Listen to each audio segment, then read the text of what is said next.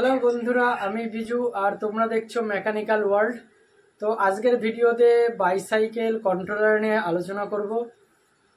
আর রিপেয়ারিংটা তোমাদের অন্যদিন আমি দেখাবো। আজকে শুধু দেখাবো কন্ট্রোলারের কি সিস্টেম, কোন তারের কি কাজ। আর এটাতে আমাদের সাধারণত 24 ভোল্ট ইন হয় এবং আউটপুট 24ও বেরোয় আর 12 ভোল্টও বেরোয়। দুরকম সিস্টেম এতে অ্যাক্টিভ। আর এটা কি সিস্টেমে কাজ করে, কোন তারই বা আমরা কোথায় লাগাবো, আজকের ভিডিওতে তাই নিয়ে আলোচনা করব। তো দেখতে থাকো ভিডিওটা, আর চ্যানেলটাকে অবশ্যই সাবস্ক্রাইব করবে, কারণ তোমাদের ভালোবাসা আর সাপোর্ট না পেলে আমি আগামী দিনে এগোতে পারবো না, নতুন করে অনুপ্রেরণা পাবো না। আর আগেই বলে দিয়েছি, মেকানিক্যাল ওয়ার্ল্ড যে সমস্ত ভিডিও আর যে সমস্ত টপিক নিয়ে আলোচনা করবে বা শেখাবে থিওরি এবং প্র্যাকটিক্যালে, যা অন্য কোনো চ্যানেল বা অন্য কেউ তোমাদের শেখাতে পারবে না। এবং তোমরা কী ধরনের ভিডিও দেখতে চাও, কি কি করতে চাও, অবশ্যই কমেন্ট করে জানাবে। আমি চেষ্টা করব আমার থেকে সব প্রতিশোধ আপ্রাণ চেষ্টা করতে।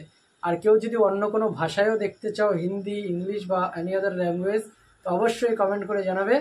তো চলো সরাসরি ভিডিওটা শুরু করা যাক, বেশি কথা না বাড়িয়ে। তো ভিডিওটাতে তোমরা দেখতে পাচ্ছ আমি একটা বাইসাইকেল কন্ট্রোলার নিয়েছি, এফআইআর বাইসাইকেল কন্ট্রোলার।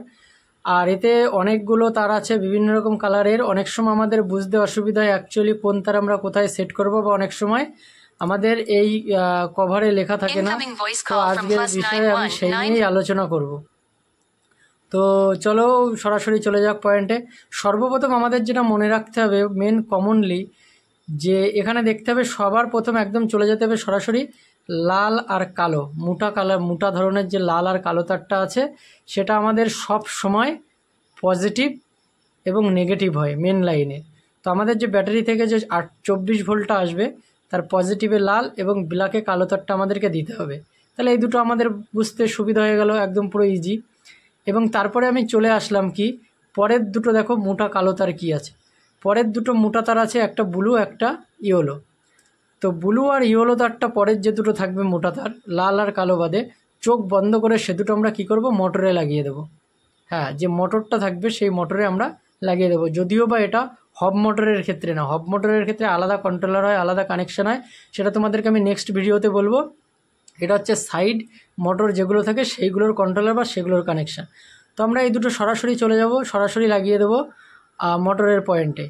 আচ্ছা, তারপরে আমাদের কি করতে হবে, তারপরে কমনলি আমাদের যেটা নিয়ে আসতে হবে, এখানে দেখো 3টে তারের একটা জ্যাক আমরা দেখতে পাচ্ছি, 3টে তারের একটা জ্যাক। তো 3টে তারের যে জ্যাকটা আমরা দেখতে পাবো, সেই 3টে তারের জ্যাকটা আমরা সরাসরি এক্সেলেটার বা রেগুলেটরে লাগিয়ে দেবো। তো এক্সেলেটার বা রেগুলেটরে লাগিয়ে দিলাম, তাহলে আমাদের এই কটা তার চলে গেল। বাকি থাকলো এখানে যে কটা তার। তো এরপরে আমাদের চেনার জন্য আমাদের কি করতে হবে, এখানে রয়েছে আমাদের, দেখো এখানে আমাদের মোটরে কী তার আছে দেখতে হবে। মোটরে আমাদের একটা ব্লু কালারের তার আছে, তাহলে এখানে যে সিঙ্গেল যে ব্লু কালারের তারটা থাকবে আর এর সঙ্গে যে আরেকটা কালারের তার থাকবে, এই দুটো সবসময় ইগনিশন লাইনে চলে যাবে। তাহলে মোটরে আমাদের ব্লু আছে, তাহলে কি করব, এখান থেকে ব্লু নেবো, আর ব্লুর সঙ্গে আমি এখানে এই এটা ক্যাসিংকে মানে সকেটটা কেটে দিয়েছি কাজ করার জন্যে। তো এর সঙ্গে এই রেড কালারটা ছিল, তো এই দুটো চলে যাবে আমাদের চাবির লাইনে।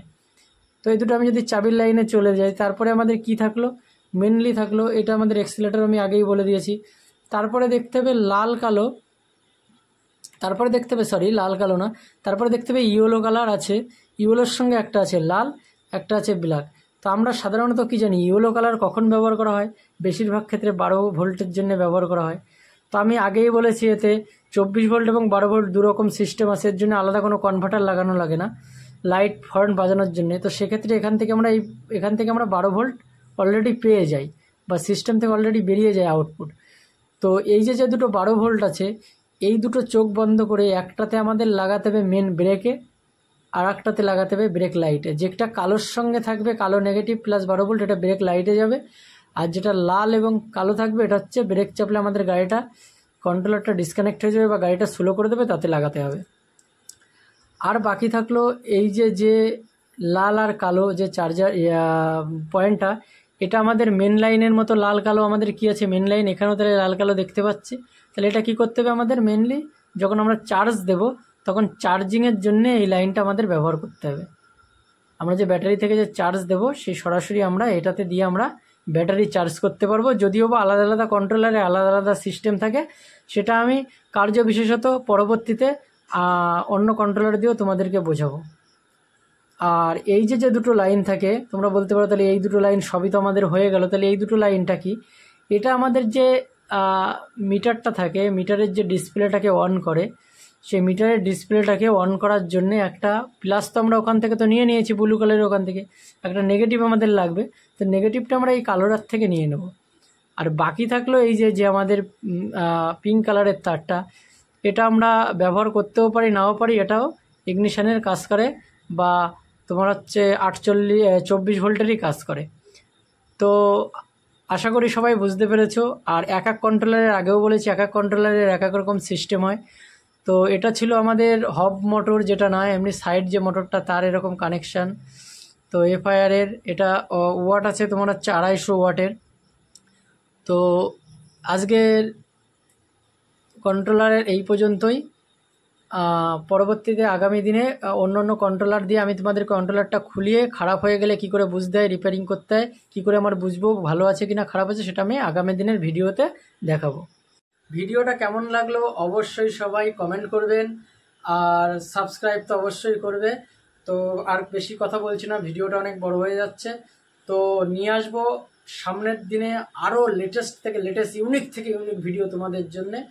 তো অবশ্যই কমেন্ট করবে ভিডিওটা কেমন লাগলো, আর কি ভিডিও দেখতে চাও, বা ভিডিও কোথায় বুঝতে অসুবিধা হচ্ছে অবশ্যই কমেন্ট করবে। কমেন্ট না করলে আমি জানতে পারবো না তোমরা কোথায় অসুবিধা হচ্ছে, কোথায় কি বুঝতে পারছো না।